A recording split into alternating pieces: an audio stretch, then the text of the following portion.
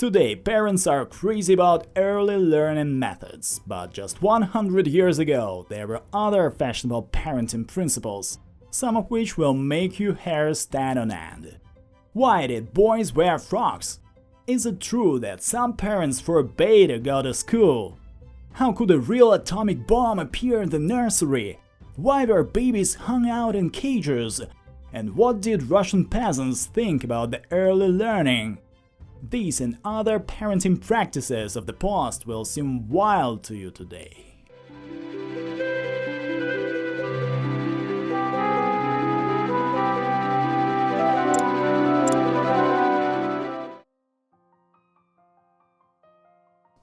You could say, such a cute girl, and you will be wrong. Boys were dressed up in richly decorated frocks with ruffles and lace for 400 years until the 1920s, and don't forget about the caps on their heads. This fashion appeared in aristocratic families in the middle of the 16th century, and it was a harbinger of modern unisex. What do you think? Where is the boy and where is the girl? The boy is on the left in pearl white. So only professionals can distinguish a boy from a girl in old portraits, for example by buttons. Boys had them in front. You'll ask, but why? The thing is that dresses were not perceived as something exclusively feminine. They rather symbolized that a boy was under the care of his mother, under her skirt, that is, dependent on her completely. And wearing pants or breeches meant the transition from childhood to adolescence, so it symbolized that men took care of a boy. As a rule, this happened at the age of 6, 7 and was a real family celebration. However, there were exceptions. Sometimes this happened at the age of 18. This fashion was preserved until the 20th century. Here is the last emperor of the Russian Empire, Nicholas II. This is the US President Franklin Roosevelt, and this is Prince George. So, the tradition lives in the 23rd century as well. And what about nuclear weapon in the nursery? There was such a thing. The most dangerous children's toy of the past was the atomic energy laboratory. It was produced in the States until the middle 50s. Among other things, this set included 4 samples of real uranium ore, additional sources of weak radiation, and various devices, including a Geiger counter. Everything you need to build your own mini-atomic bomb. The set was popular and parents didn't understand that the uranium-238 caused cancer, leukemia, and many other terrible diseases. We should mention that it was the most famous young atomic scientist set, but not the only one. There were also no less dangerous things. The history of atomic energy offered to illuminate photographic plates with the help of uranium ore. The kit contained enriched uranium, and as a screen served a cardboard with radium coating applied. Today, parents are going crazy from early learning and begin to teach children foreign languages from the age of 3. But only 100 years ago, there was a completely different parenting approach practiced in Russian villages.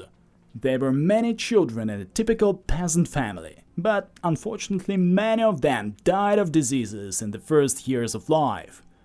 They took care of the baby on a minimum. The mother went back to work immediately after giving birth, and it was okay. The doctor of medicine Popov wrote in the book Russian Traditional Medicine, "Peasant women believe that it is enough to turn children over 2 or 3 times a day so that they don't get wet. For this purpose they place a lot of rags under the baby. Instead of pacifier, a peasant child had a chew, a breadcrumb chewed by someone and wrapped in a rag. It is a shock today. The older children, who were 4 or 5 years old themselves, looked after the baby. Early learning in Russia meant to involve children in work. The girls already could spin by the age of 5. They helped around the house and in the garden, looked after the chickens. By the age of 10, they were already considered quite old enough to perform all adult work. At the age of 10, 12, the girl could become a nanny for other children. The requirements for boys were even stricter. By the age of 7, they already could take care of cattle, ride horses, help in the field. They knew several crafts, helped their fathers make furniture, harness, and other things for the household. In general, they were able to perform so many tasks that we can't today. Often, at the age of 7, 9, peasant boys began to earn extra money. Their parents gave them to shepherds for a moderate fee. You may ask, did the teenagers rebel against this way of life? Of course not. First of all, that lifestyle was necessary to survive. Secondly, all of them were brought up in the Christian tradition, according to which serving the father and mother was equal to serving God. Insulting parents and disobedience was considered insulting higher powers. It is interesting that children couldn't go out all winter long, even 100 years ago, because there were not enough warm clothes and shoes for everyone. So they sat in the huts and waited until it got warmer, and they could run barefoot. Today, a child at an open window is a nightmare for any parent. But what if the child is outside the window? Just 100 years ago, in England, it was considered extremely useful. In the 1920s, windows were kind of nannies. After all, the baby spent time outside, and the mother didn't need to go for a walk with her child. Such baby cages were attached to building, often on a high floor, and the kids were left there to sunbathe. Such a cage was designed in 1922 for the first time, and theoretically invented already in 1848 by the British doctor Luther Emmett. He was the theorist of such a cage regime. In his book Feeding and Caring of Children, he wrote that children need to be ventilated like mats. Fresh air renews and cleanses the blood.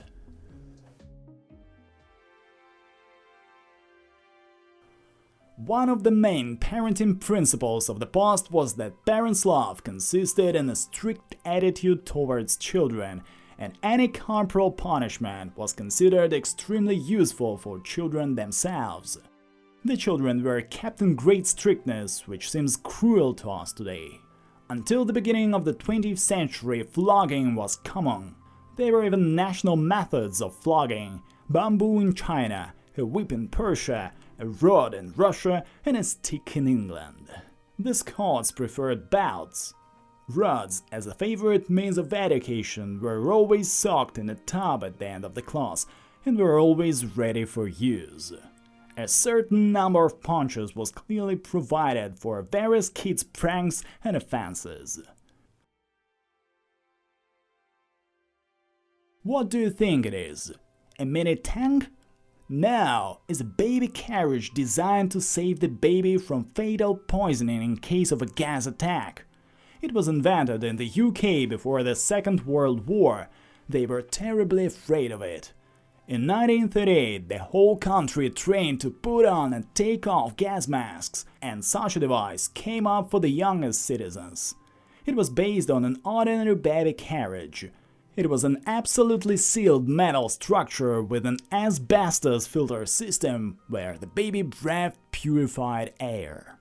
In case of a sudden gas attack, that carriage was supposed to protect the baby, who went out for a walk in the fresh air with the mother in a gas mask. In the schools of the Russian Empire that existed at churches, they studied for only a year. It was believed that it was enough to teach peasants to read, write, and count. The children of merchants and artisans attended county school for 3 years, and gymnasiums were created for the nobles. It's hard to believe, but even 100 years ago, many parents forbade children to go to school because it distracted them from really important things: work. The figures are terrifying. At the beginning of the last century, less than 20% of children went to school, and only 9% of them finished their study. What can we say about higher education? In a peasant family, everything was subordinated to work, but in the city it was the same. The children worked from early childhood.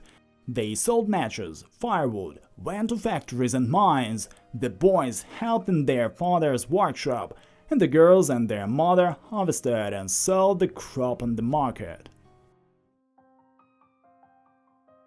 100 years ago, they used to temper a baby with a strict upbringing. According to the obstetric care manuals of the 19th century, young mothers had to ignore their instincts completely and take the child in their arms only if there was a physiological need to feed, change clothes, bathe. If a baby cried, a mother should never take it in her hands. The authors warned those who behave in such a stupid way that they would spoil their children. They would grow up and become spoiled little tyrants. And here is another recommendation of Doctor from the manual Mother and Child, written by Alina and William Sadler in 1916. Turn it from side to side sometimes. Feed it, change diapers, keep it warm, and leave it alone as long as possible. These are the educational methods that seem wild to us today. But it is quite possible that in a couple of centuries, historians will be outraged.